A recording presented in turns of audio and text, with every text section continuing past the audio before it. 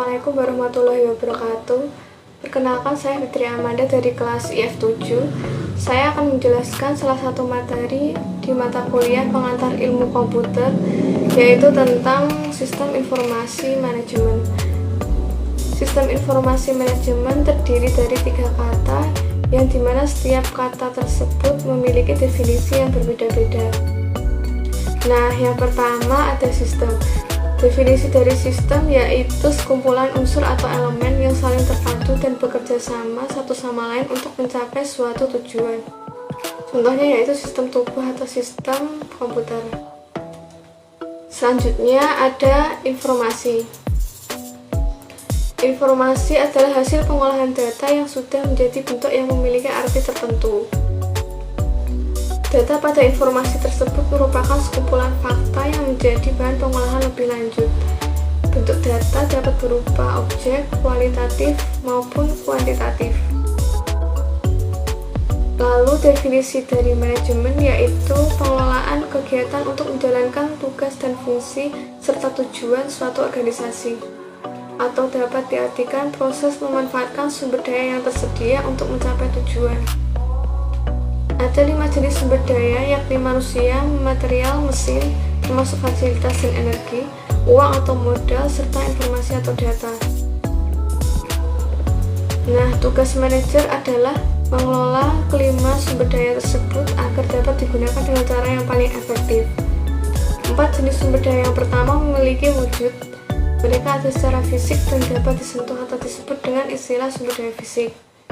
Untuk jenis sumber daya yang kelima, kita menggunakan istilah sumber daya konseptual untuk menggambarkan informasi atau data. Para manajer menggunakan sumber daya konseptual untuk mengelola sumber daya fisik. Berikutnya, fungsi-fungsi manajemen.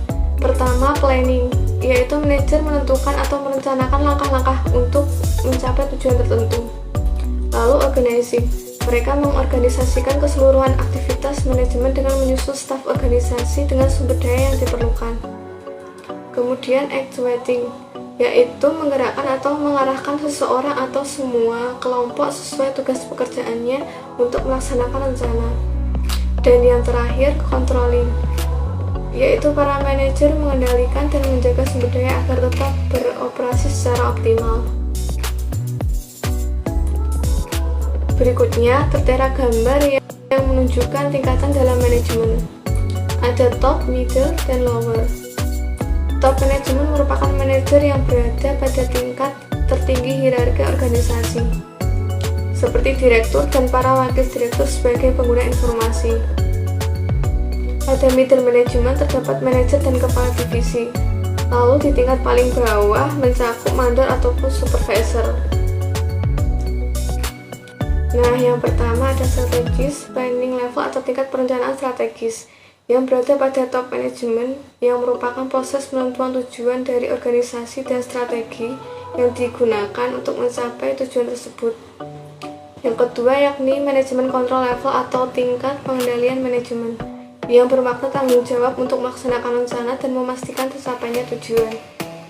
Terakhir ada tingkat terendah disebut operational control level atau tingkat pengendalian operasional, yaitu sebagai tempat berlangsungnya operasi perusahaan.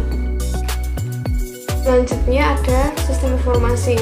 Sistem informasi adalah kombinasi antara prosedur kerja, informasi, orang, dan teknologi informasi yang diorganisasikan untuk mencapai tujuan dalam sebuah organisasi. Nah, istilah sistem informasi ini juga sering dikacaukan dengan sistem informasi manajemen atau biasa disingkat SIM. Kedua hal ini sebenarnya tidak sama. SIM atau sistem informasi manajemen merupakan salah satu jenis sistem informasi. Ada elemen-elemen dalam sistem informasi, diantaranya perangkat keras, perangkat lunak, prosedur, orang, basis data, serta jaringan dan komunikasi.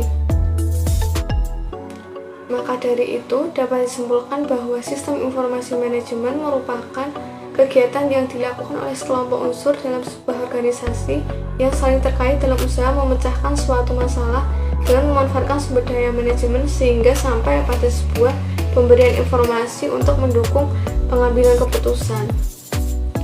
Tujuan dari mempelajari SIM atau Sistem Informasi Manajemen ini yakni memandang bahwa nilai dari informasi amatlah berharga. Oleh karena itu harus dikelola dengan baik. Dan sebagai seorang wirausaha, staf manajemen atau terlebih sebagai manajer harus dapat menghargai dan mampu mengelola informasi bagi kemajuan perusahaan atau usahanya.